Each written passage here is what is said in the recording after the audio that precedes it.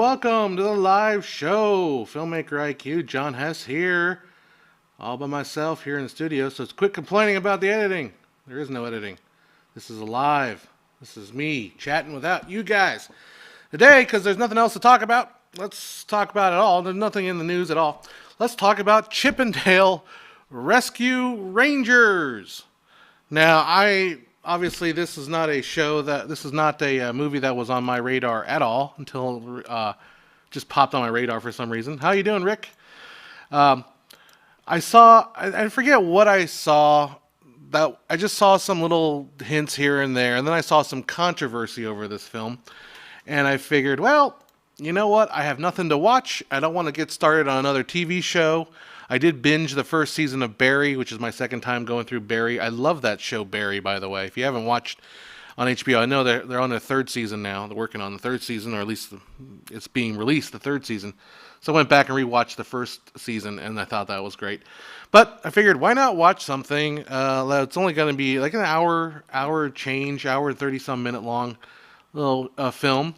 And I got to say, I am pleasantly surprised. Silvo says, it's a bit OT. Who did your intro? I like it. You're looking at the guy who made it. Filmmaker IQ made it. I did. I decided to put this on. I'm really pleasantly surprised about Chippendale Rescue Rangers. Now, I'm sure no one's super excited about this franchise, right? So what they did to it was basically they made it Deadpool. It's Deadpool for kids. I would hardly say Chippendale is aimed for kids. I think it's aimed for people like me who are old. I never watched Rescue Rangers as a kid. I never watched Darkwing Duck as a kid. I never watched Power Rangers as a kid. I didn't watch any of those shows because those weren't my jam, really. I was a little bit too old. I was a little aged out by then. I was 12 years old. I'm too cool for school at that point to watch cartoons. So that wasn't my jam. Hello from South Bend, 24 FPS forever. Yes, indeed. I never was really that into those programs. So that's where I'm coming from. I put this on, and basically the basic premise is Chip and Dale are not really rescue rangers. They're a pair of actors. They're chipmunks that met in 1982. The opening title says 1982 at a high school. And I'm thinking, 1982? They're that old? I was born in 82. I mean, Chip and Dale are like 47, 48? Holy moly. They're putting the age up there. So they met as kids, and they got really friendly. They became really good friends, and they decided to move to LA to pursue acting. And they landed this job as Chip and Dale on this TV show, Chip and Dale Rescue Rangers.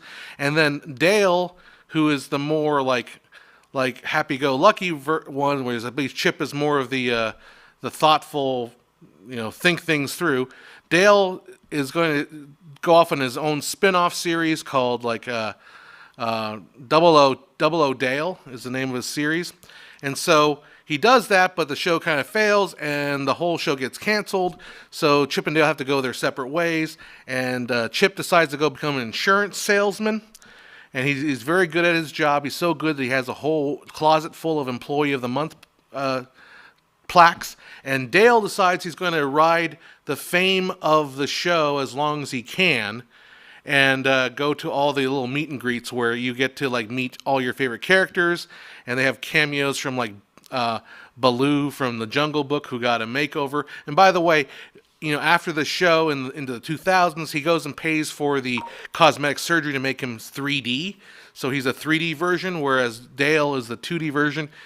And then what kicks off the whole story is their other character in their posse named Monterey Jack is beholden to a criminal underground because he's getting into stinky cheese.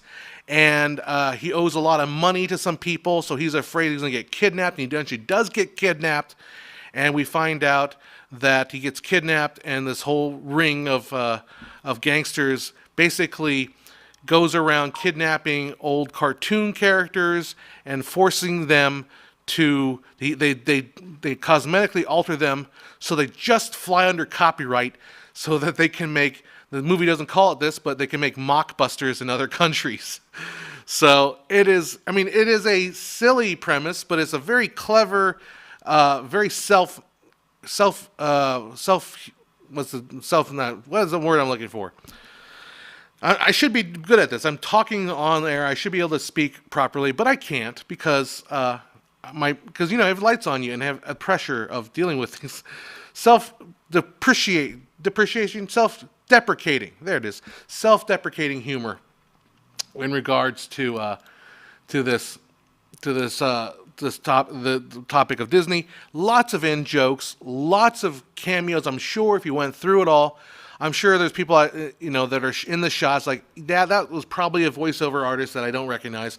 Probably chock full of Disney and all kind of animation humor. If you aren't familiar with it, there's a cameo. It's a significant cameo using Ugly Sonic. They call him Ugly Sonic, which is the Sonic that was. Thank you, Rick. Did call him deprecating. Sonic from the Sonic the Hedgehog, the version before they remodeled him to be more friendly looking and not so creepy looking. Very humorous. I mean, I gotta say, very, very, very humorous. I did imbibe on a substance before I watched the movie, which probably heightened the experience quite a bit. Let's put it that way. Very, very enjoyable. Now, for my criticisms of the film, there's one actress whose name is Kiki Lane, and I'm going to talk about this. I think not necessarily. I don't want to go hard on her. Okay, the fact is, I thought her performance in the movie was terrible. It was so terrible, it was jarring to the rest of the film. Because the rest of the film kind of maintains a very cynical, almost, it's not darkly cynical, but it's a very lighthearted approach to it. Adam Sandberg's in it. Ryan Mullaney is as Chip and Dale, and Sandberg and Mullaney. J.K. Simmons plays one of the cops. They're very what you expect from those actors. But for some reason, Kiki's performance was so flat and dead that it just it clashed with everything else. Now, I hadn't seen her perform in anything before, so I don't blame me, don't hate on me. I assumed that maybe she was like the daughter of the producer, or maybe she was a cameo thing, like, oh, she's famous from this. No, she has an IMDb. She was on a few films like something about Beale Street. So she was actually pretty good. I thought the title was going to be clickbait. Why would I do clickbait? I'm not a clickbaiter. Anyhow, her performance was really, really bad, and I put it on my Facebook, and somebody else was saying, "Hey, I recognize that too." And the thing is, when you have a performance that bad, you can't blame the actor. Really, it's the director's fault. Because she has a resume. She's been in other movies. It's not her first time in front of the camera, and so she's obviously good enough to be on camera here. I think what happened was you have a very special effects heavy movie, because the movie is essentially, it's like Roger Rabbit in the sense that it's got live action, animation, all going on at the same time. Obviously nowadays we can do Roger Rabbit a lot easier because we have the technology to fix everything and cut things out and all that stuff. But I think the problem was it was probably a very visual effects heavy film, and when they directed her, she was like the last thing they were directed. It was like they didn't maybe know where they were going to go with the thing, or something happened. And I'll give you another example of because this is another direct example I saw of this that happened at least 15 years ago, and that was the movie Spider-Man 3. And Spider-Man 3 came on the heels of Sideways. And Sideways, if you guys remember, had Thomas Hayden Church and Paul Giamatti, right? And it was Sideways was a fantastic movie, Oscar nominated. I'm not sure if it won. I'm for sure Thomas Hayden Church there was a big hullabaloo about Thomas Hayden Church. How Thomas Hayden Church, wow, he had no career. He had nothing going on for years and years, and then he lands this indie film Sideways, and bam, he's a sensation. Everyone loves him. And then he makes Spider-Man 3, And in Spider-Man 3, he plays the Sandman, right? I don't know the character's real name in the movie. And I thought, and I was expired. I was like, wow, they got Thomas Hayden Church to be in Spider-Man. This is gonna be good.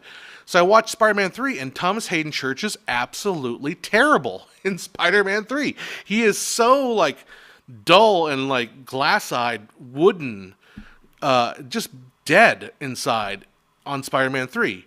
And I don't think he did a whole lot since then. I think that kind of sideways like put him way up, and then Spider-Man 3 is like, ugh, and his career just dropped down. And it sucks because I feel like he's probably a good actor if you use him properly. So this movie, I'm not going to blame Kiki Lane for her performance. I think it's probably a direction problem that it just, like I found myself, when she was on screen, I'm like, I wanted her scene to end because it was just so bad. And I read a review which compared it to like the acting you would see in an old Muppets movie. Like, you know, the Muppets are the stars, when the actors are just basically playing the straight man, and they're like just reacting to the Muppets, and they're kind of enjoying. They're almost like an audience as well. You know, they're watching the movie happen while the Muppets are doing their thing. They're all, you know, they're not really invested. They're not really acting. They're half acting and half like just being a viewer. That's kind of the way it felt. This performance is so stiff, and when I found myself wanting her scenes to end, and oh man, I'm sorry. She seems like a lovely lady. She's, you know, she's generally pretty sweet on at least on camera there, but I felt they did her pretty rotten in the movie. The other comment I would say, and this comes from my personal experience, is sometimes these meta if a movie is ultimately super meta, it won't have lasting power because times change, people move on, topics are no longer relevant, people won't get the joke anymore. So like, you know, they can make a whole thing about Ugly Sonic. For those that remember Ugly Sonic, will get it. But like 5 years from now, and look, I'm this is not criticism necessarily that I am not entirely guilty of, because I have done that in my own videos. And then the thing with me is my videos take so long to produce that if I make a topical joke in a video, that a topical joke will no longer be topical by the time it gets released. So I got to fix that. I got to try to get these videos out quicker and faster. So as far as like where the meta jokes, to me it felt like Chip 'n Dale Rescue Rangers was a little bit felt too much on the meta range. Look, it's fine because it's fun. It's really fun. I had a blast watching it. I think anybody that follows the industry, follows animation, has kind of a little bit of a adult humor, because it's not really aimed for kids, because kids don't really know what Rescue Rangers are. Kids don't really know what Chip and Dale are. So it's not really aimed at them. It's really aimed for us aging Gen. Well, I'm a millennial, but I'm millennial Gen X. That range right there. The ancient millennials. We should qualify a term. The ancient millennials, like ancient millennial. That's. I think that's where it's geared at. Very much, a lot of fun. I won't remember it in a year or two, but I wholly had fun with it. All right, so that's my review of Chip 'n Dale Rescue Rangers. I will have to go. It's not now, but I can hang out with you guys for a little bit, because I've got to do a show tonight with Memphis down at the Moonlight Amphitheater. I play trumpet. Last night was a humdinger of a show. Oh, it was hot. It was so hot that I had, in this one song toward the end of the second half, I accidentally popped off the ring on my trumpet. The band was so hot it melted solder. So the ring actually popped off my thing, and I had to play the rest of the show without my pinky ring, which I was able to do, and I was able to like just nail that ending. That ending was the best ever last night. If you're in Vista, California, come see the show tonight, tomorrow night. Last night we have. I like that. Ancient Millennial, is that like pre-geezer? Yeah, it is. It's a pre-geezer. Make sure you preheat your pre-geezers. It's the pre-boomer, prumer. I don't know. Anyhow. But I can hang out for a little bit. We'll answer some questions and hang out for a little bit. I know I've been trying. We talked about last week maybe doing a live stream of me editing a Filmmaker IQ video. That's still in the works. I just need to record a Filmmaker IQ video. I have one written. I probably have a couple more. I just need to. I'm kind of getting out of a funk. I'm kind of getting out of a terrible depression, basically, of dealing with all the stuff that's going on in my house. Oh, I haven't told you about my bathtub situation. Oh my God. We'll save that for another time. Let's just hang out with you guys and talk about chat. We'll touch the bathtub in the more recent developments of the bathtub in another future episode. Hopefully when the bathtub is finished, because I'm working on that since February. I'm in a depression, basically all of that. I'm trying to get out of it and try to make some more videos. I really do, but it's just, mental health sucks right now for me. Anyhow, your comments. Let's come back to the earlier comments. I'm going to go back. I'm going to go back. Where? Back to the future. Evening. Is that new Chip and Dale film you're talking about? Chip and Dale Rescue Rangers is on Disney Plus, by the way. Disney Plus. It's an hour 36 minutes. Pretty new. If you guys see a meme for Batman versus E.T., it's from Chip and Dale. It's got a lot of entertainment humor. A lot of entertainment humor in it. Let's see here. People that are really good at click titles, salaries are... people are really good at clickbait titles are masturbators. Thank you very much, Rick. Pedro says, at minimum, the director is there to say what she should do and give his okay to that acting. Yes, that's the whole point, right? Like, if it's really bad acting, and it's not something... If it's a really bad acting and you see like a difference... like I said, Thomas Hayden Church was really good in Sideways, but he was really bad in Spider-Man 3. Thomas Hayden Church didn't necessarily change between the two. It's somebody else. It was the director. Now, the director, imagine getting dressed without a mirror, right? Over my experience, putting on a bow tie without a mirror. You can put a bow tie on you. You can kind of, okay, yeah, it looks right, okay. And you walk out. That's what an actor does if you had no director. Is trying to fix their clothes without a mirror. The director is the mirror. The director says, I don't like what you did there. Can you do this again? Do this instead. Let's sit down and talk about your motivation. What's driving you in this scene? What's your ask? What's your desire? So a director is that mirror, is that person that helps the actor shape the performance. Without a director, if the director is not giving you anything, then the actor's just like, okay, I don't know what you want. And they just give him like something, and the director's like, okay, that's good. It's not the actor's fault. So that's why they say movies are a director's medium, whereas a play is play is actually a writer's medium. But in theater, an actor has a lot more control because ultimately the actor goes on stage and decides what they're going to do. Now, the director also has a role in the stage production as well, but it's much more defined in film. Okay, similar with Bruce Willis, and some of his movies bombed so hard and some did so well. The biggest difference is the director. Yep. Let's see here. Bruce Willis was probably the only one who cared to work on one film each year, and the others he did just is there. I didn't read that properly. But Bruce Willis probably only cared to really work on one film each year. The others he just did is for the money, basically, right? And I understand, too, he was trying to make as much money as possible before he could not work anymore because he had the apophasia. And I forget, is it apophasia? I'm not sure exact the term for it. When I read about it, I was like, oh, my mom has that. She really can't speak very well anymore. Hey, Left Hand Puppetry made it to the live stream. Cool. Hey, Rick, thanks for that half a gallon of gas. Thank you. Actually, $5 will buy us 1 gallon of gas here. Well, 1 gallon and a little shy of it. Hey, Sizzle Real Kai from Kentucky.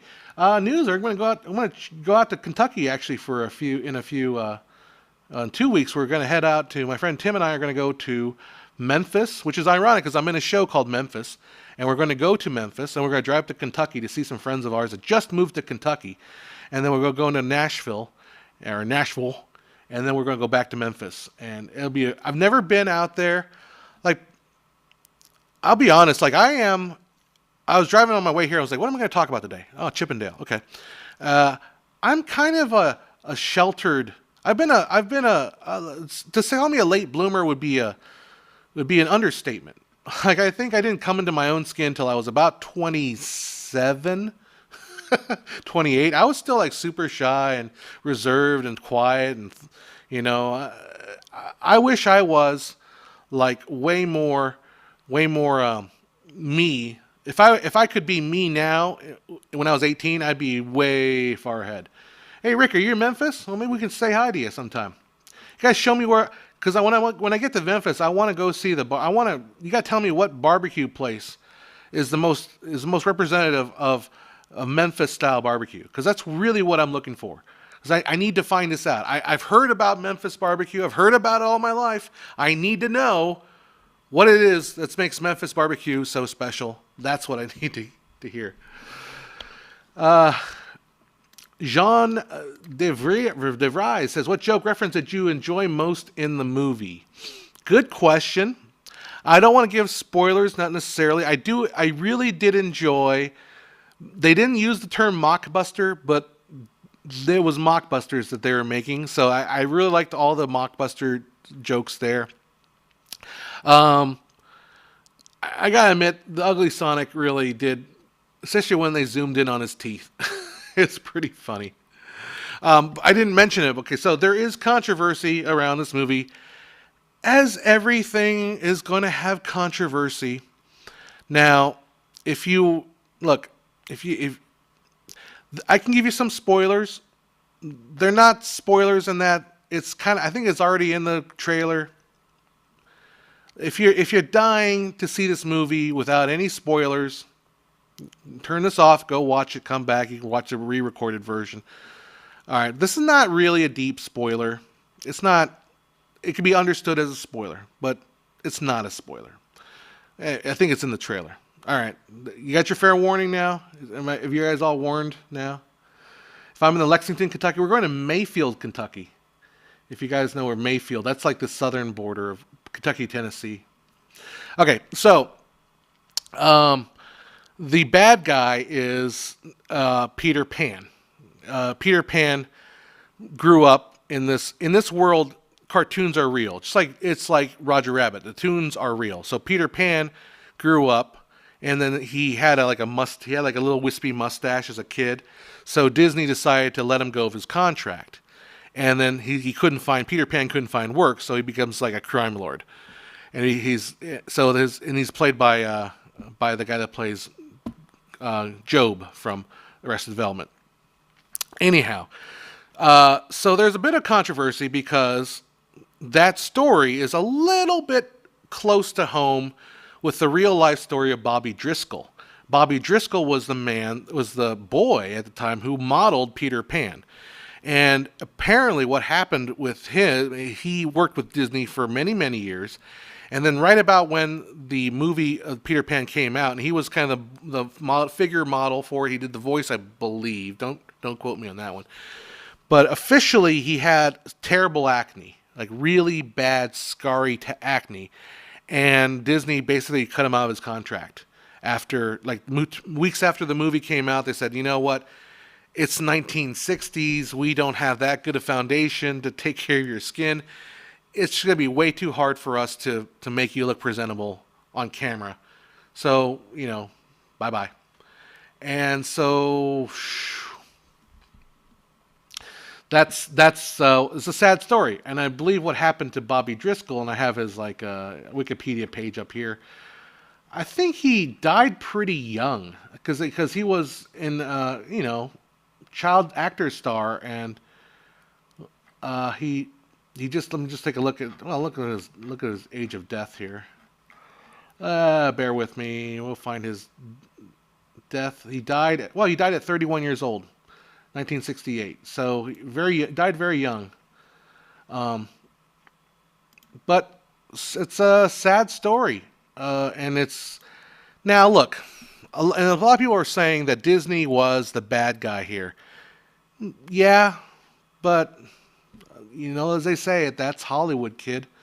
I mean, it's a show business. It's a business about frivolity. Where if you don't look the part, they don't hire you. And if you're a child actor, you're hired for. If you're an actor, you're hired for your looks. And I'm not.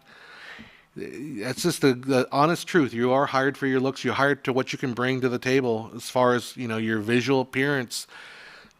That's the truth of the nature of the business. And so what they're saying is this movie was very insensitive about that. And I'd say that's kind of a leap because the movie didn't mention Bobby Driscoll. It talked about this character of Peter Pan who Disney let go because he got too old, which is really more of an in joke on on Peter Pan itself, the storyline. But again, it's the internet, and if you want controversy, all you gotta do is just find controversy in everything. So yeah, that's the controversy over the Peter Pan character. I I think more importantly though is I think more interestingly is didn't know about Bobby Driscoll until I saw that controversy. I don't think less of the movie necessarily for it. I don't even understand. I don't think the criticism works against the movie because the movie was not really addressing Bobby Driscoll. But heck, it also got me to look up Bobby Driscoll. So I think that's probably a better. Phil Driscoll, is that his name? No, I think it's Bobby. Bobby Driscoll. I have it on here, Wikipedia. Robert Cletus Driscoll. Well, his name is Cletus. Yeah. So that's the controversy over this movie.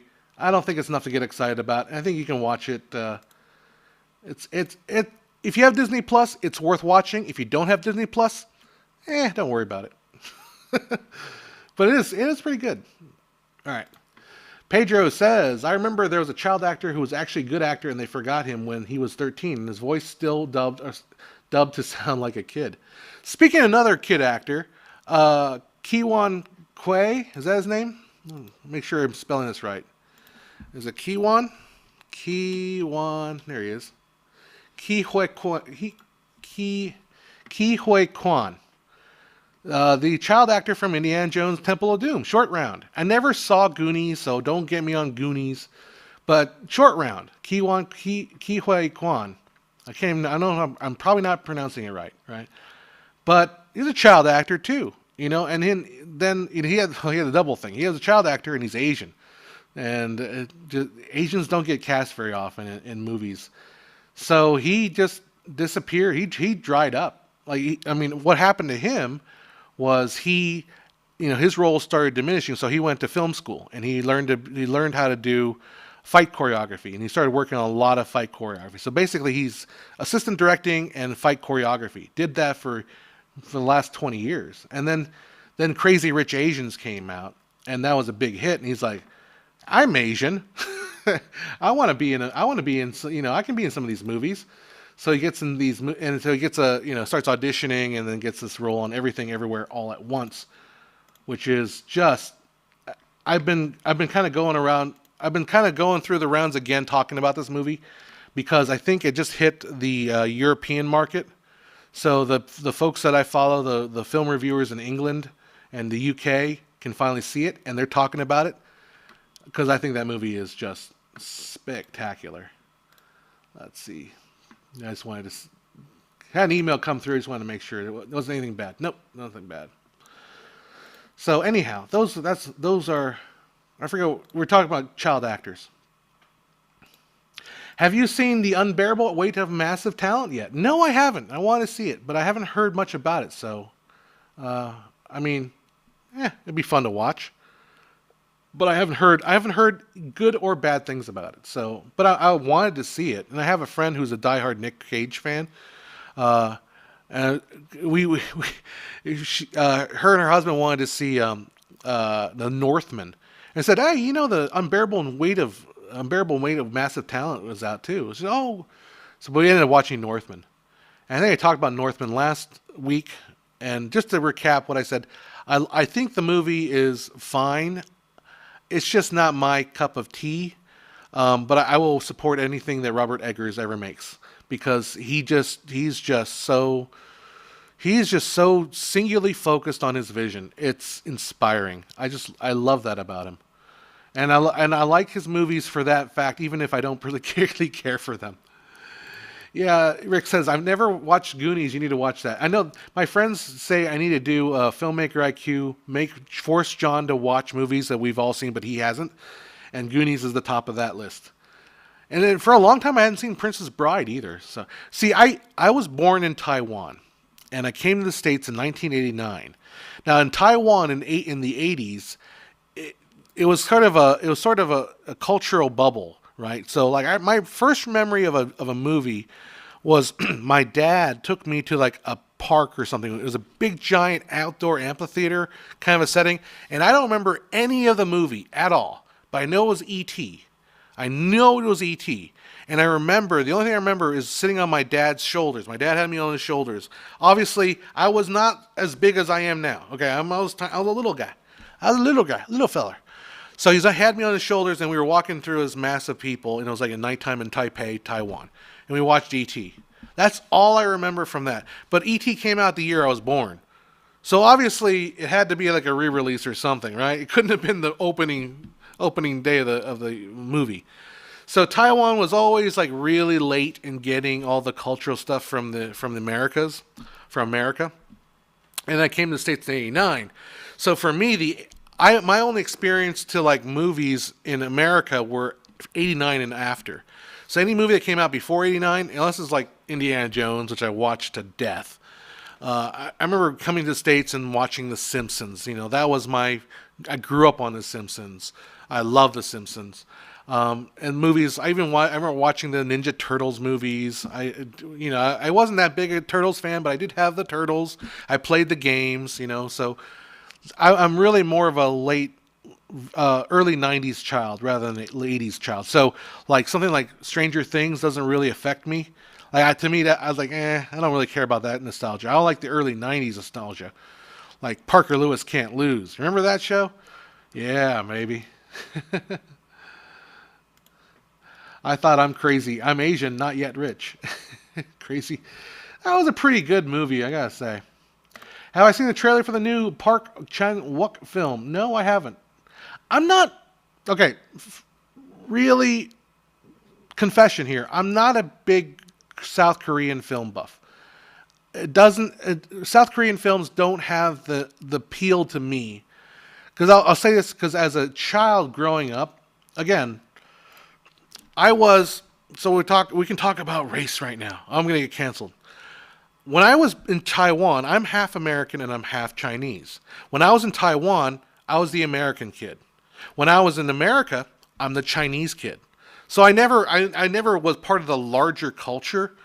So when I moved from Taiwan to California, and I was always like more my dad's kid than my mom's kid. I liked my dad more, but my dad was retired and he spent a lot of time with me, and he taught me like I'm kind of a much closer to my dad than my mom, as far as like personality wise.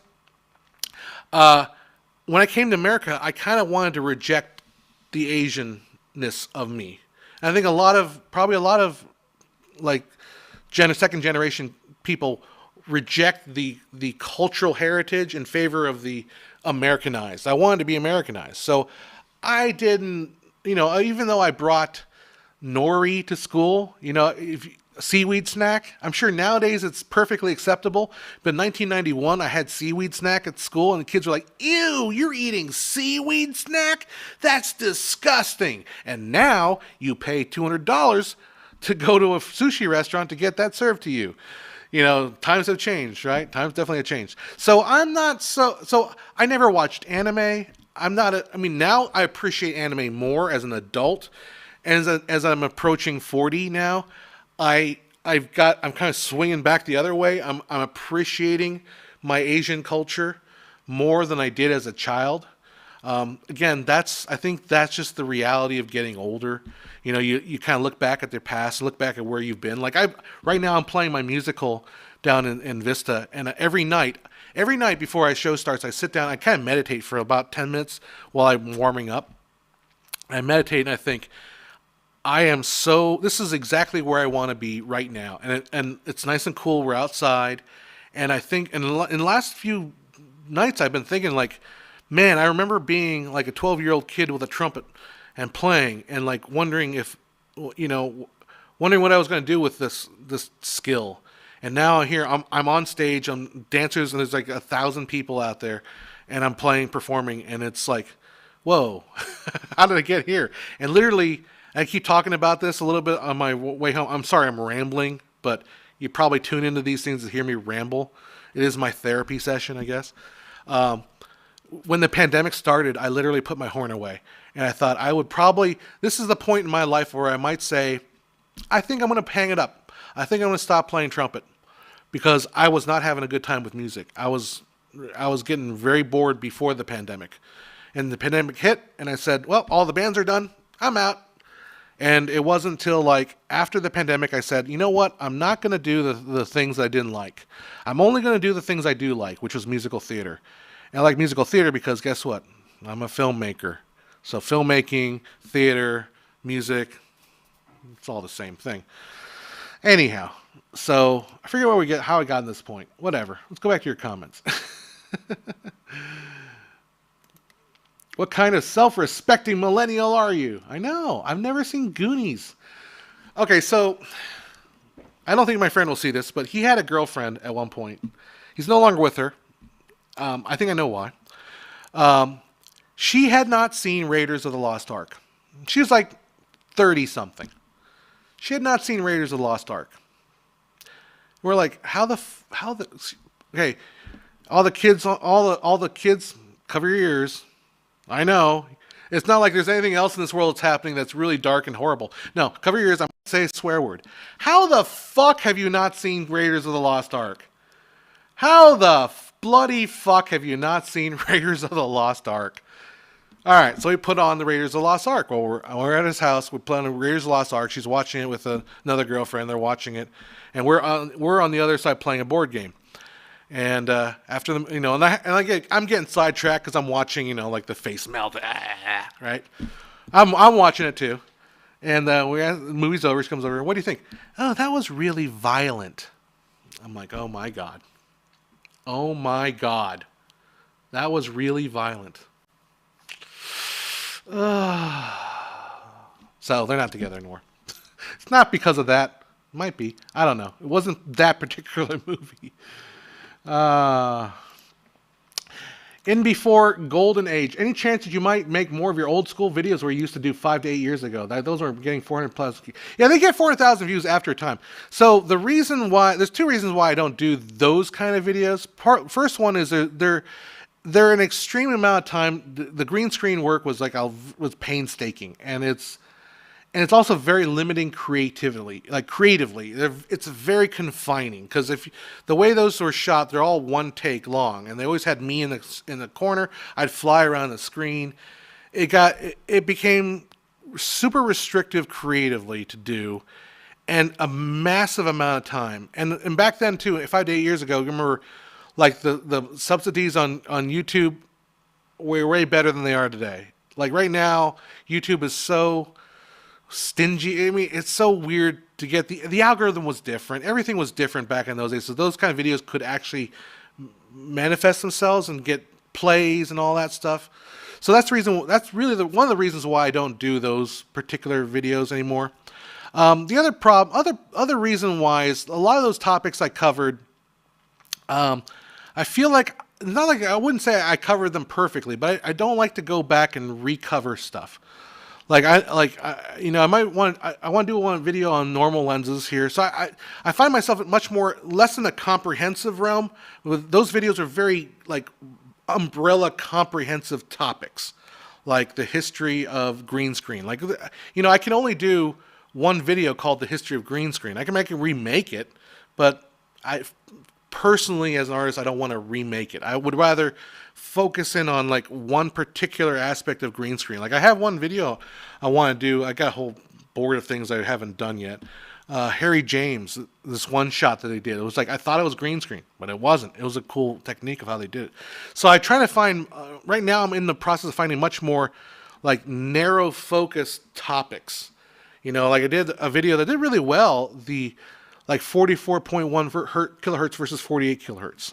So those topics really interest me more right now, is those little tiny topics rather than the big comprehensive stuff. Although I gotta admit, the comprehensive stuff did well.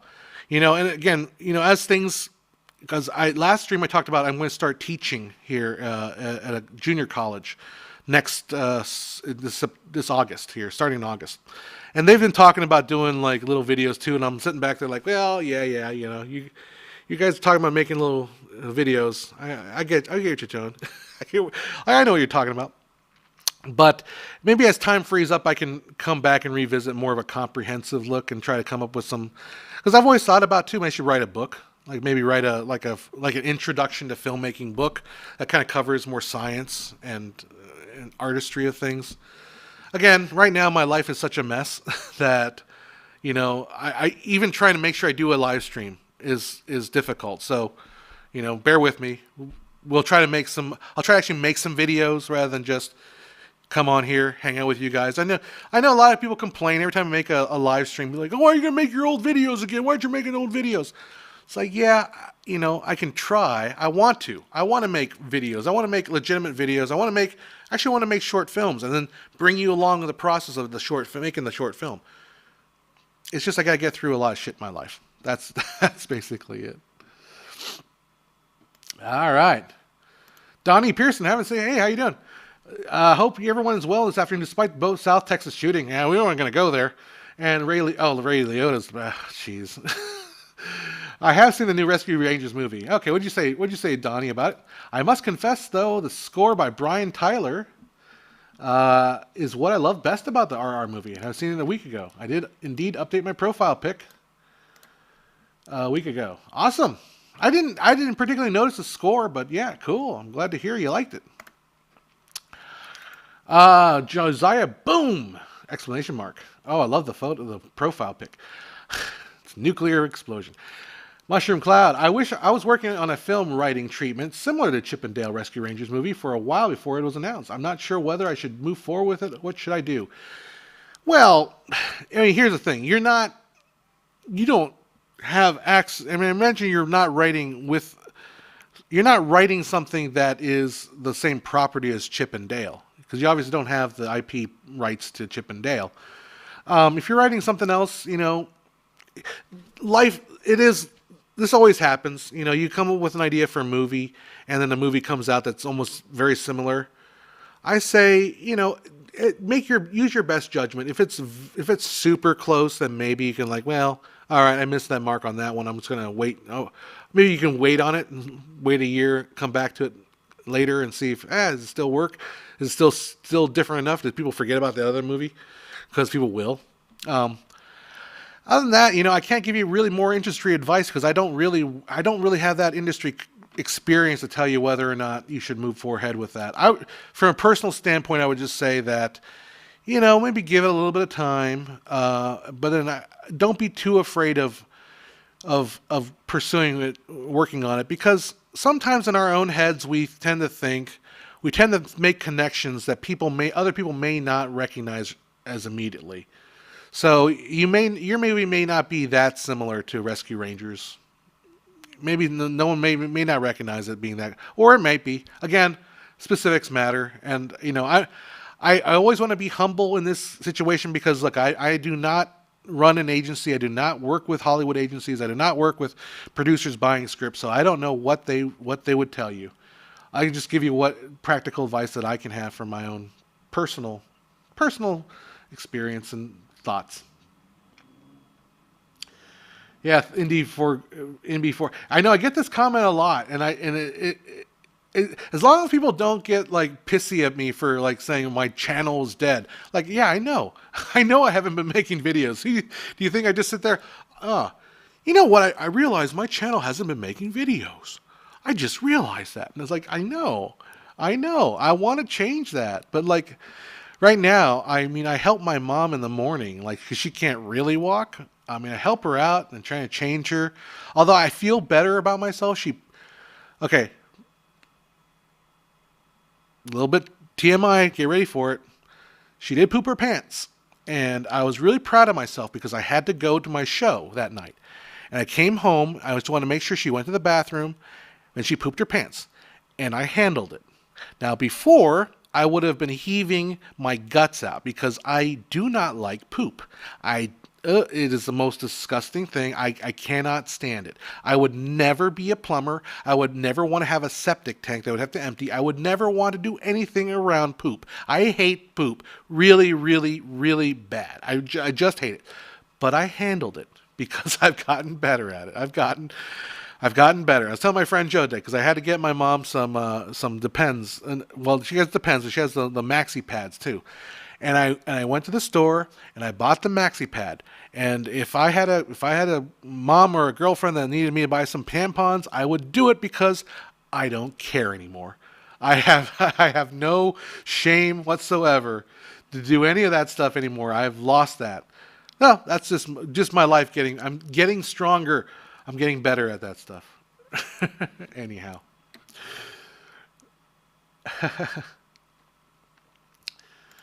Oh, that's how you found out about me? The 44.1 versus 48? That was a cool, fun video. See, that's example of what I was talking about. Now to get off my poop and maxi pad stories, I want to find those stories. Like, those stories to me are the most interesting because they're small.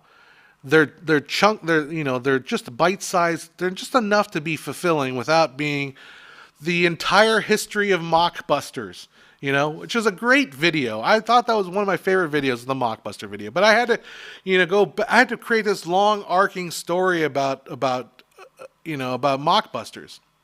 And I don't know if that necessarily does so well in today's video environment, because I feel like today's YouTube environment's a lot more fragmented. You want like a little story about this, a little story about that. So I'm looking at my video over here, my board over here. Like, even when I do those big giant studio videos, those don't do very well. I appreciate them. I think a lot of the viewers who do watch them, obviously they seem to really get something out of them, but they're so broad and so all-encompassing. Takes forever to create the storyline, right? And I don't know if it does very well as far as the reward for effort. The reward for effort ratio, right? There's a lot of effort, not a lot of reward. If you count monetary and you count visual. So, I'll call him back here. But, I want to find those smaller stories, like the 44.1 versus 48. That's a great small snippet of a story. So I'll give you some examples. I have Block's Law, what I want to talk about. Black frame insertion. I can go back and talk about frame rate again, because someone's got to, right? By the way, I think I told last time I bought myself a high-end OLED TV, and it has black frame insertion. And the difference between that and just regular OLED TV, I can see why people get upset with 24 FPS if you don't have black frame insertion. We put black frame insertion on, it looks like TV that I grew up watching. The 24 frames per second I grew up watching, that's the secret. So, normal lens, I'm going to do that one. Longer than 360 shutter. I forgot about that one. When the inverse ratio or inverse square law fails, that's another one. Breaking down a lens, that'd be kind of fun. Breaking poo, why did I write that? Ugh, nasty.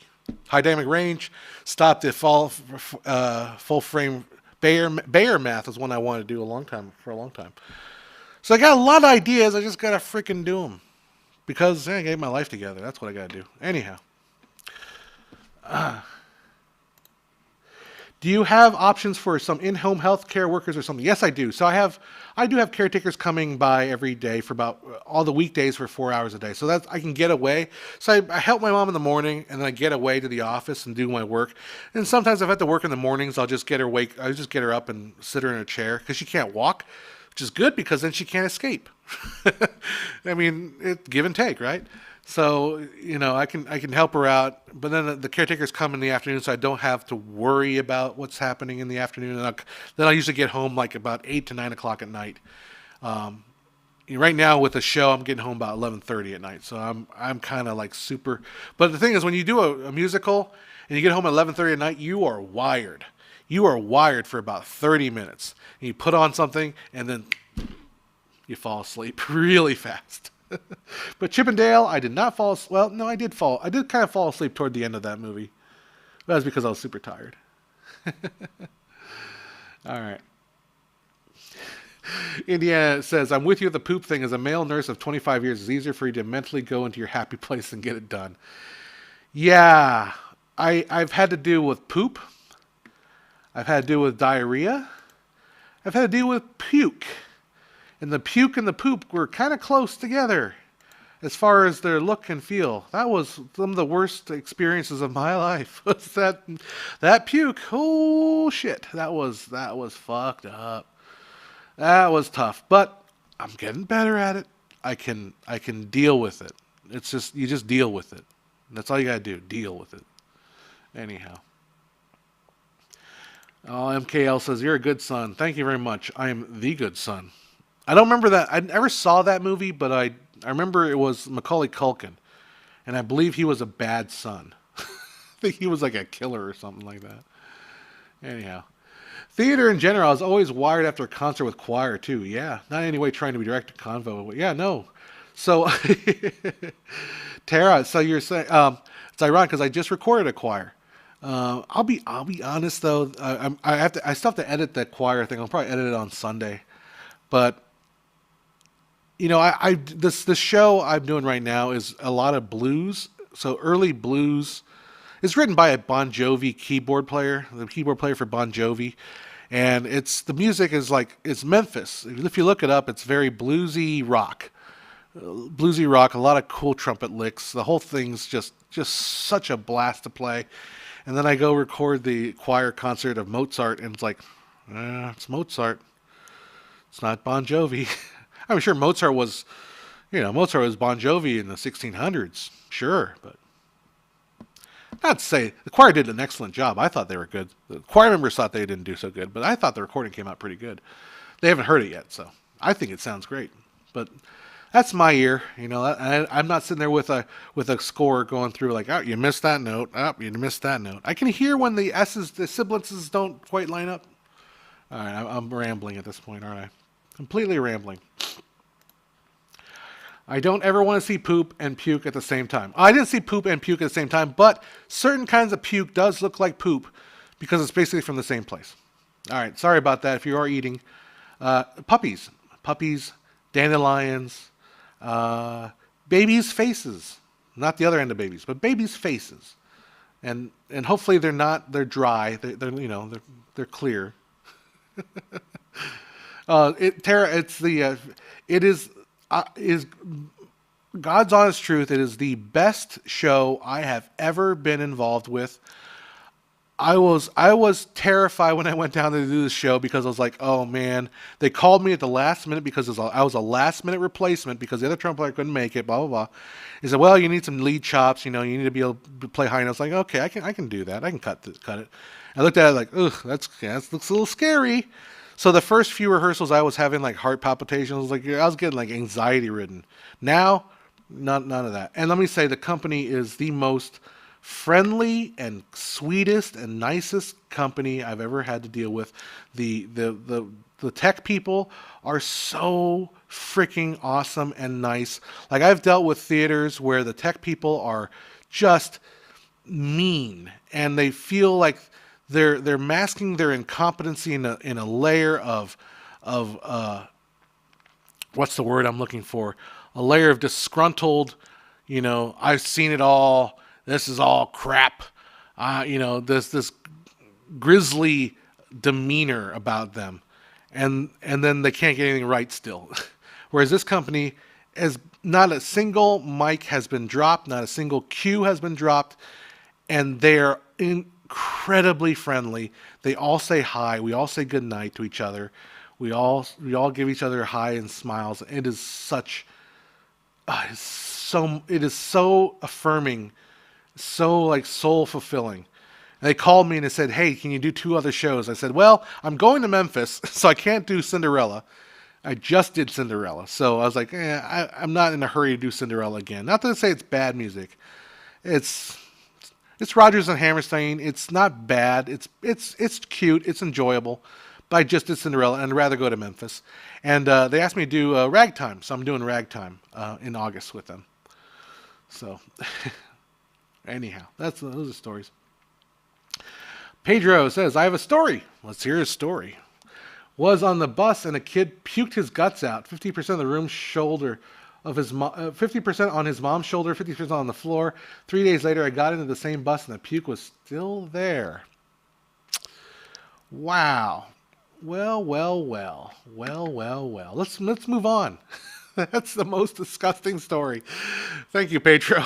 Tara says, some tech monkeys are definitely rage monkeys. I knew one who had a suck button on his soundboard that patched the auto tune to detune the stage monitor by a oh God.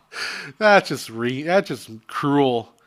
It's really cruel because some of these, especially on the super amateur level, actors aren't really, they don't know how, they already can't sing. Oh, that's cruel. That's cruel. Anyhow. Oh, there you go.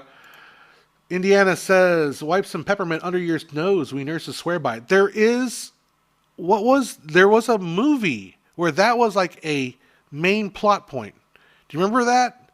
Maybe someone can help me out with that. Maybe it was a TV show. I can't remember what it was. But there was this one is like a detective, like a homicide detective that would always like rub something under his nose. And it was like peppermint or something like that, yeah.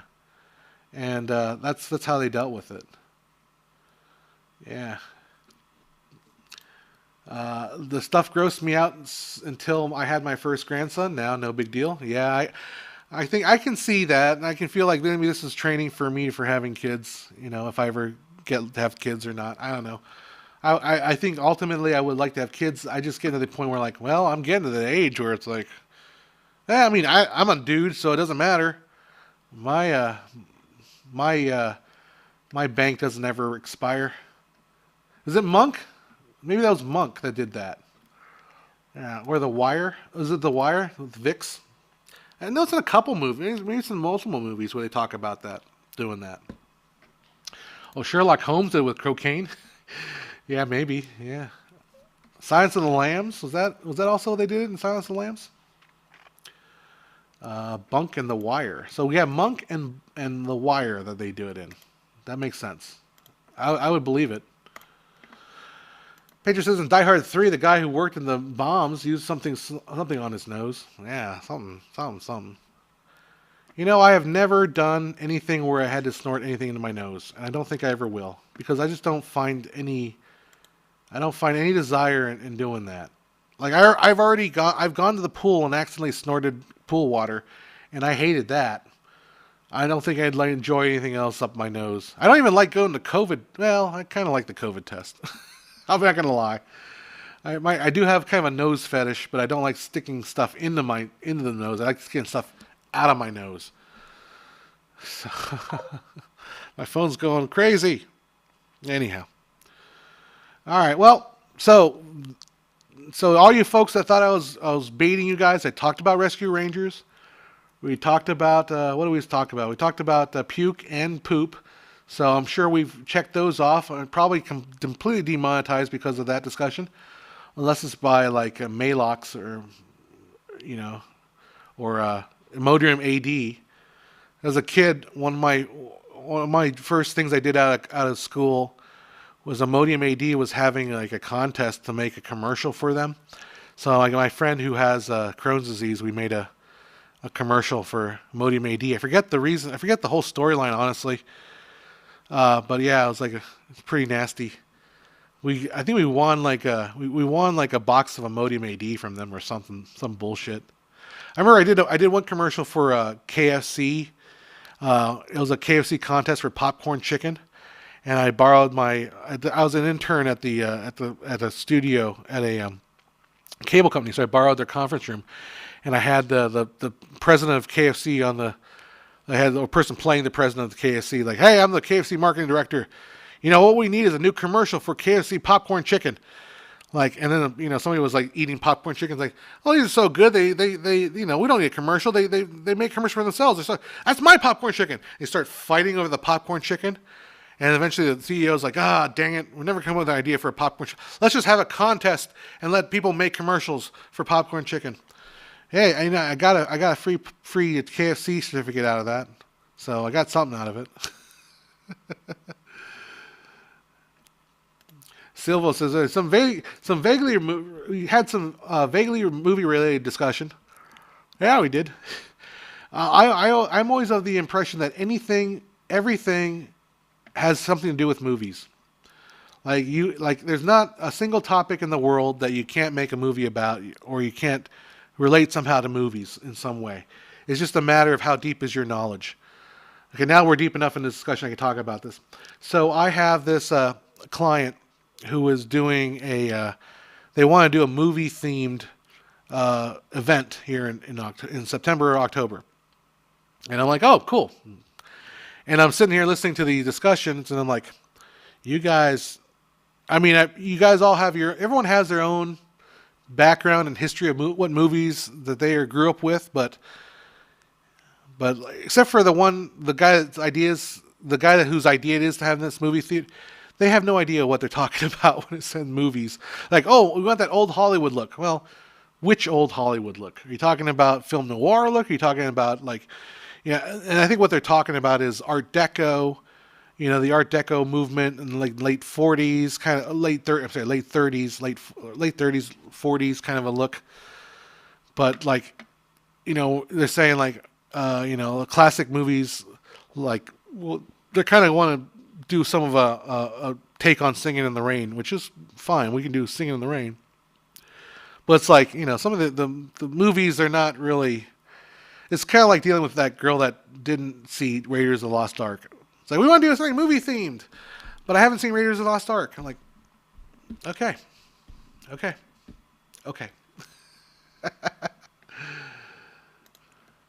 Yeah, Tara says, Rescue Rangers was vaguely a movie. It's not fair, as a lot of folks were talking about, but it was kind of an hour and a half of a fan service.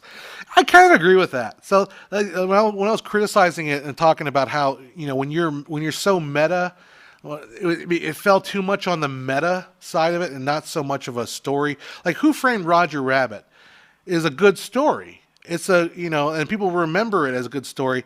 They won't remember necessarily that all the little cameos and all the little, in jokes and all that. And there's plenty of them in Roger Rabbit, but it's not, it's more like on, I guess I'm reverse here. It's more like on this side, if this is, a good movie, whereas Chip 'n Dale's a little more on over here as far as fan service and in jokes but there's a time and place for it. It's enjoyable. I enjoyed it.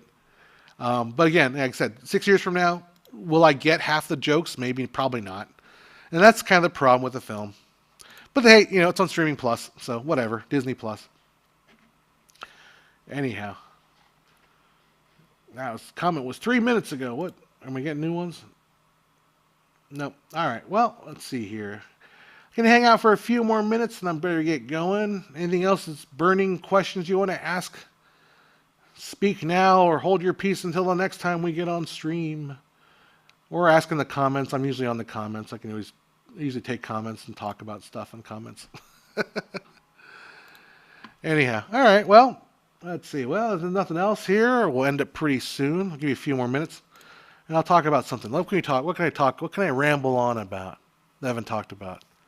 I did mention briefly, if you haven't watched Barry on HBO Max, it's definitely worth a watch. Bill Hader, something about Bill Hader he is quiet. He is a quiet force in the industry. I'm convinced he's brilliant.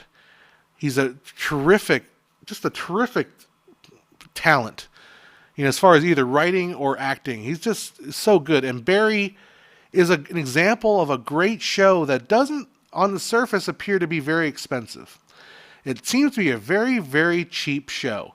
Now, it's also, I think, a show that's very geared toward people that have some experience in the industry or industry adjacent, as I am. I'm industry adjacent. I see the actors and the acting crowd that hang around the plot, basically, and I recognize that very much so. And Yeah, it's a really good show. I have to rewatch the second season still. Do you still purchase 4K Blu-ray discs? I don't, honestly. Partly because right now I don't have anything that plays a 4K Blu-ray disc. Um, I was thinking about getting a PS5, but it's like, I don't want to spend the money. But I generally just watch streaming, and as far as I can tell, like I did a lot of research in my new TV, and I figured out I've got a 77 inch, and I sit about 15 feet, which gives me about a 30-degree angle of view for my viewing of this TV, and I I can see a difference between 4K and 1080, but it's not much. It's not significant. But I can tell it's there if I'm looking for it, and I know exactly how to look for it. If I play back a video that I shot at 4K and then 1080, I can tell the difference.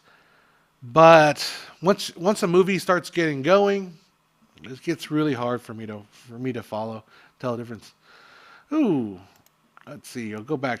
Tara says some of my favorite shows were made on a shoestring budget. Happens all the time in sci-fi. Yeah, yes. Shoestring budgets are always fun to watch.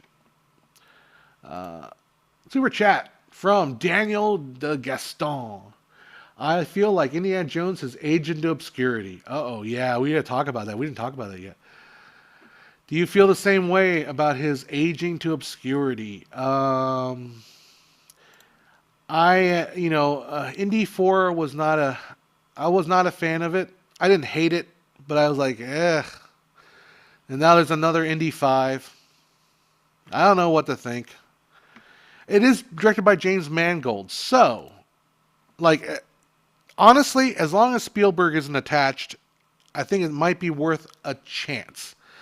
Because I think Spielberg has lost it. I think Spielberg has gotten, and this is me, little insignificant John Hess, down here at the bottom of the totem pole, looking at the Himalayas, looking at Mount Everest, which is Steven Spielberg, whose accomplishments are bar none to the industry. He is the god among filmmakers, and I'm saying, you've lost it. I just don't. I haven't. I'm trying to think of the last. I think I liked Bridge of Spies. I thought it was good, but I didn't think it was particularly special. But I thought it was good. But I haven't liked much of Steven Spielberg's work since. Like, it's just okay. I think Lincoln was okay. I don't think Lincoln was particularly that good. He talks about how Lincoln was like the death of Hollywood. Well, yeah, Hollywood doesn't want to fund your movie about passing the 13th Amendment. I mean, spending the maybe for $20 million, but not for the hundreds of millions of dollars he commands. How do I feel about Barry Season 3, Episode 5? I haven't gotten that far. I haven't started Season 3 yet, so I've got to go back and get up to speed on that. Oh, yeah, but going back, if you watch the original Indiana Jones, yeah, Raiders Lost Ark, I watched that in theaters again because they replayed it in theater. Much different experience in theater. Like, there's a shot where Indy comes out of the truck with a horse. He's just like galloping really hard, right? Now nowadays that shot would be shot either on a drone or it'd be perfectly smooth, and then probably fly around and go through the legs of the horse and then up, be all kinds of crazy cinematic trickery. Back then that movie was like on a real tracks, and it was like, you could see the vibration of the camera. And like, oh, it feels like a real movie now. It's not this super slick CGI, ultimately steady, tracking footage and all that crap. I'm losing my language here. But, yeah, Raiders is not going to, the Raiders is still as fantastic as it's ever been, as far as I'm concerned. I really like Temple of Doom because that's the one movie I got to watch as a kid over and over again because it was on TV a lot. So my dad taped it and I watched it on VHS until it dried to bits. And then the third one, Holy Grail, Search for the Holy Grail. Is that the name of it? Yeah, it was that Monty Python. No, it's Last Crusade. Last Crusade was. I like it a lot, but I never got to watch that as a kid because that was on TV a lot, so I didn't get my experience on it. Indy 5 something a line from a 35-year-old movie. God willing, we'll all meet again in Spaceballs 2, The Search for More Money. There you go. We'll meet again. Don't know when, don't know where. And if you know the ending of that movie, what movie ending used that song, type in the comments, and you'll get a free feeling of knowing movie history.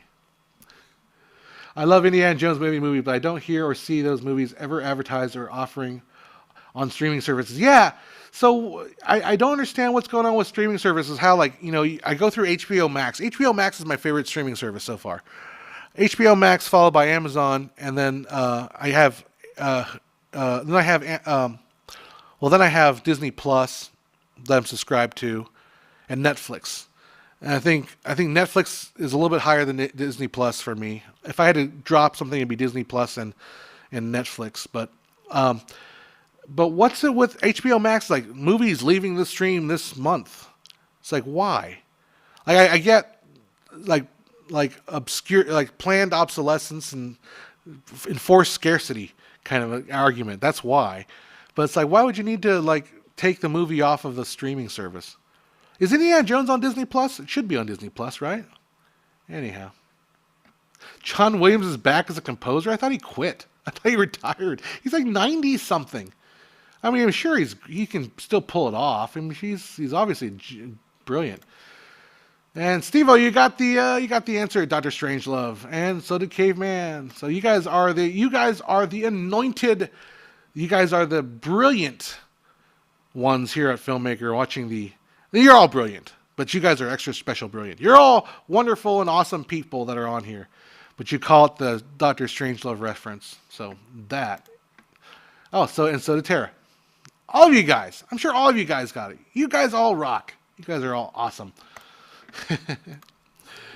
At this point, everyone who wants to see it already owns a copy. Are you talking about? I guess you're talking about Indiana Jones. Is there? Oh, there you go. Is there any news about Lego Batman 2? We need that in our lives. I don't know. I watched. So there are a couple of Batmans. I watched the animated. There's an animated Batman called Batman, and they kind of made it. It's like a Batman meets a Bruce Lee movie from the 70s.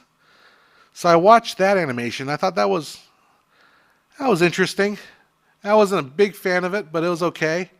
So it was an animated Batman and Bruce Lee kind of a crossover thing. And I watched a Catwoman thing. It was a Catwoman, Batwoman, and something. I was like, it's okay. It's got very, very anime, very Japanese influence, but yeah. You've never seen Doctor Strangelove, Rick. Uh-oh. Here, I'll watch Goonies, you watch Doctor Strangelove. I think you got the better stick of the deal there. Yeah, I think Disney did this with cartoons. They stopped selling and showing some of the films to make people miss it and relaunch. They did that for sure when I grew up. It was kind of a joke because they'd say, okay, and last chance to own Cinderella on VHS before it enters the Disney vault, right? Because back also, we forget before there was VHS tape, right? Movie companies and studios would routinely do this. They would, like Disney would, release Snow White in 1935 or whenever they released it. And then 6 years later, they would re-release it and do another run of it. And every 6 years, they would rerun the Snow White. Like this, because that was the only, back in those days, if you wanted to watch Snow White, that's the only way you could watch it was to go to the movie theater. Like, it's such a weird concept for us today to think about. Hey, you want to watch Die Hard? Well, you got to wait until it comes back to theaters in 3 years. Maybe they'll run it in the theater somewhere. Back in those days, yeah, Disney would do this constantly. I'm sure every studio probably did this too. The Vault. Yep, they drew. Won't be surprised if they throw everything from Indiana Jones in there to relaunch close to the next film. I think so. The Disney strategy with the Vault wasn't necessarily to hype another movie, but it was. I think what they did with Disney was they waited generations.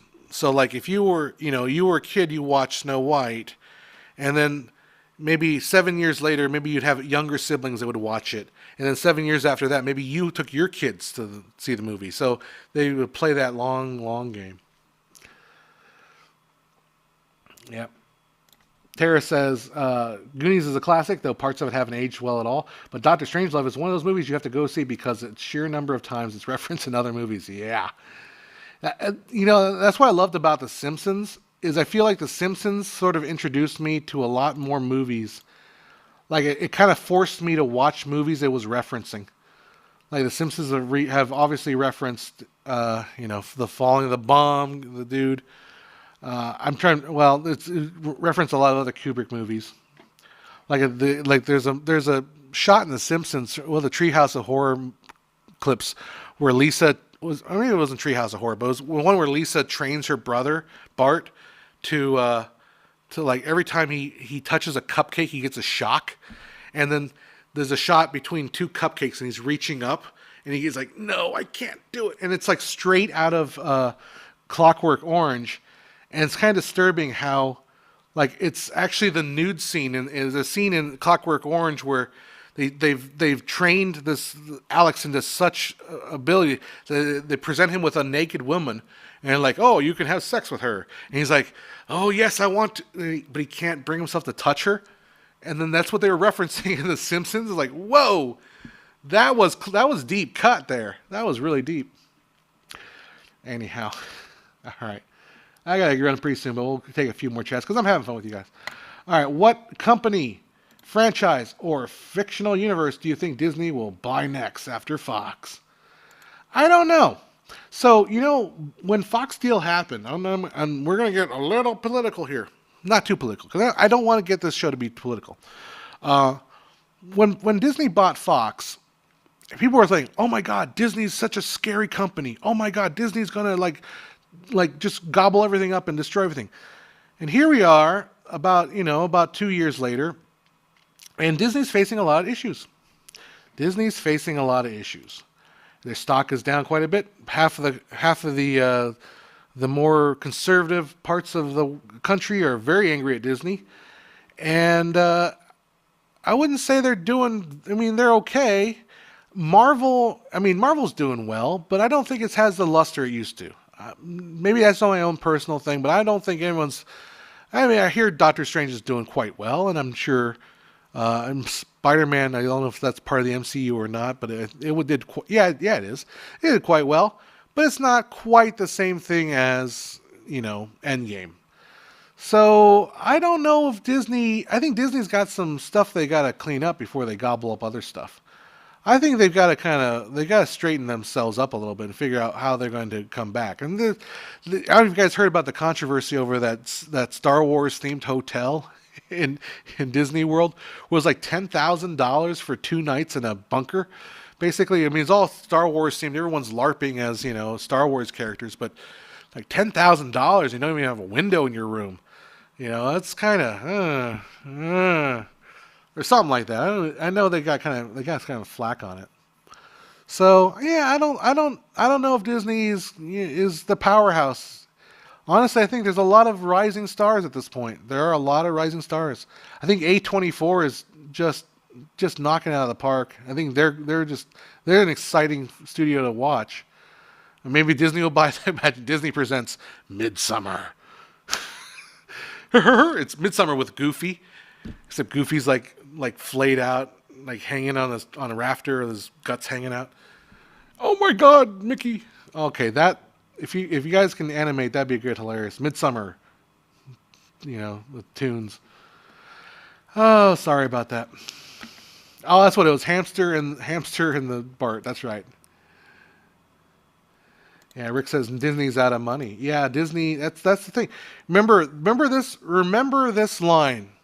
The most dangerous day for a company is when it becomes number one.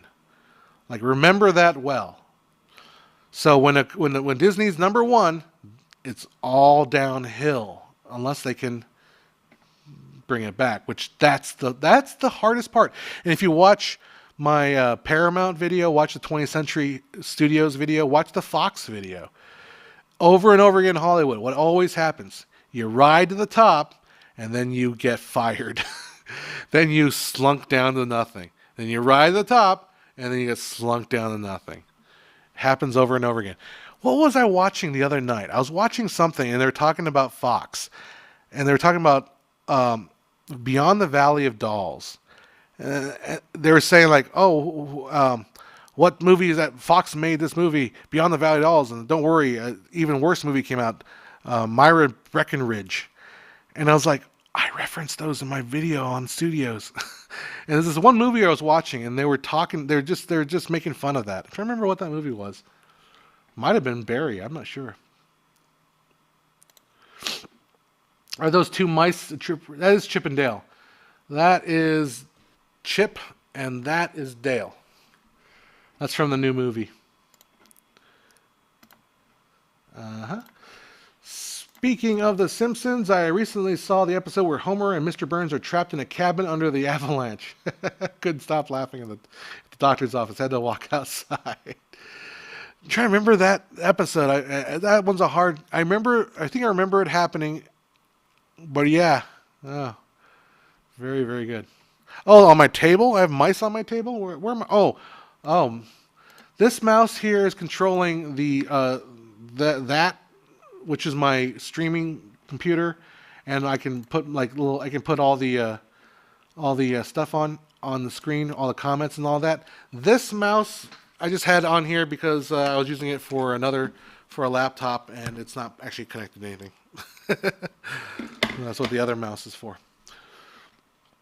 All right, guys. Well, I am going to have to get off here because I got a friend coming. We're going to get some dinner and then before we go to the show. Thanks for hanging out with me, and I'll see what I can watch. Maybe I'll watch the Top Gun movie. Maybe I'll go see that on Sunday. Hear good things about that. So get some Top Gun. Clickbait mouse. Oh, yeah. Get that mouse clicky. Click, click, click, click, click. Bait, bait, bait, bait, bait. Get those masturbators out there and have a good time with their mouse clicking. The master clickbaiters. Anyhow. All right, guys. Well, that's enough for me for now. Hopefully we'll get some more productive next week. We'll get some videos made. We started to get some videos made. I will see you guys next time. Filmmaker IQ out. We'll talk to you later. Take care. Have a good weekend, guys. And happy Memorial Day for those that celebrate. All right. See you guys later.